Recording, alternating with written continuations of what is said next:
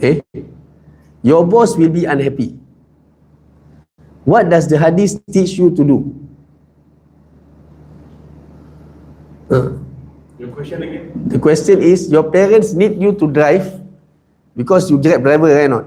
So your parents need you to drive them across town for a doctor's appointment during the most important meeting of your work week. Mean that your parents cannot ask anyone else, right? Then your boss will be unhappy. What does the hadith teach you to do?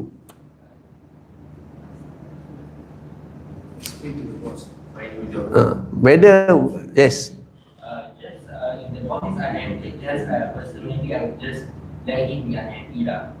who's unhappy? The boss. Yeah, the boss. Because like if the boss is unhappy, Yeah. then if I explain that and he's still unhappy, then no choice lah. I just send my parents just leave him unhappy lah. Yeah, just like the boss unhappy, just leave him like that lah.